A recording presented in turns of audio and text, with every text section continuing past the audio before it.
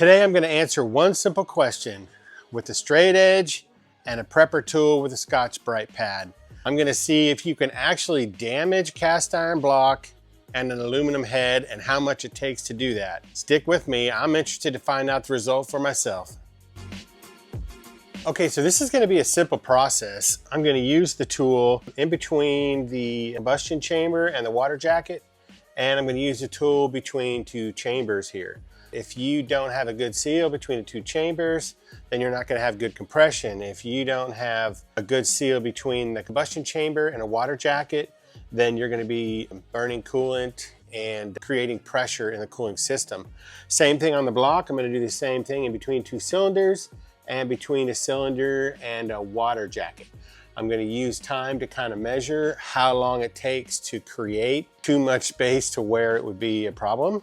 But to start off, I'm going to go ahead and use a straight edge. Now, my straight edge is flat on both sides. It's been machined on both sides. I'm going to go ahead and do it from this side here so you can see. It's good.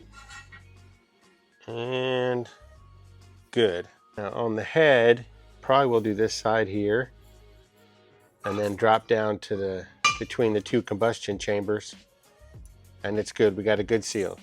So those are the areas I'm going to go to, here and here, here and here, and then we're going to do it in 1 minute increments. I will start off with cylinder head. It's aluminum, so I'm sure we're going to get a result faster. I'll do it for 1 minute. First of all, from the combustion chamber to the water jacket, and then we'll see how much it's taken off.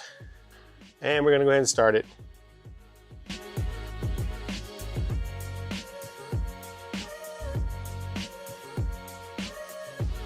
I'm going to do it at 30 seconds because I feel like a minute is definitely going to be too long. So I'm going to check it right now at 30 seconds.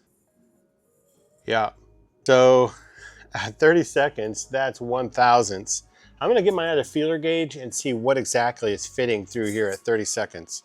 So 8/1000 is the smallest I have on this. I'm going to have to check and see if I have any bigger than 1/1000. Okay, so 8/1000 doesn't fit under there. I have here two 1/1000 feeler gauges. I have two more if I need to. So two 1/1000 feeler gauges fit under there. So I'm gonna go ahead and go for three. This is three 1/1000 feeler gauges. And it goes under. Now this is a little surprising to me, I'm gonna be honest. Okay, so I have four 1/1000 feeler gauges stacked on top of each other. Yep. It does try to go under with a lot of friction, so we can call it 4/1000. Using this prepper pad on there for 30 seconds. So I'm getting ready to do the cast iron block, which I'm really interested to see. I think more people tend to use these on the cast iron block, but if you're wondering what I'm using, I've got some Scotch-Brite pads. This is the A medium, and it's a roll-lock disc. So I really like these, they work great. You're definitely going to have to be careful when you're using these. Wait, let's go ahead and do the cylinder block here.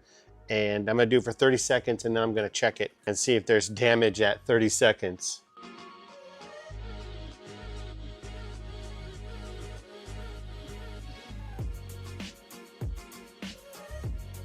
So a couple quick notes to mention. The block and the head that I was using, they're junk, so don't have to worry about them being ruined. They were ones that I was going to scrap anyway. So the reason why I only did the coolant part from the combustion chamber to the coolant, once I did my first little section for 30 seconds, I kind of knew where this was going. I felt it to be a moot point to do it between the combustion chambers. But other than that, make sure you like and subscribe and share. We're going to be featuring some of our inventions, doing our own experiments, and problem solving solutions of other people as well. So anyway, let's get back to the result on this cast iron block. So 30 seconds in this spot here, nothing too aggressive. Wow. Wow, you guys. Wow. Cast iron. I'm gonna put two of these together. So this is two 1/1000s right here. Yeah, it starts to go under, but then it stops. So with 30 seconds with the roll-lock Scotch-Brite disc, it took, let's just say 1.5 thousandths off. That's a little surprising to me. I thought it would take more, but nope. Listen, if you're going to be using these, I would make a couple of recommendations for you. Make sure you're moving around. Try not to stay in one place for any period of time. Also, try to keep it as flat as you can. If you're too much aggressive like this, you can cut some little grooves and some slits. Definitely be very, very careful. Keep it flat, keep it moving, and don't do any more than you have to do if you're going to be using one of these, and take special care if you're doing aluminum versus cast iron. Very fascinating. What an experiment. I'm so glad I did this. This is Dave with Hemi Garage Hacks. We'll see you on the next one.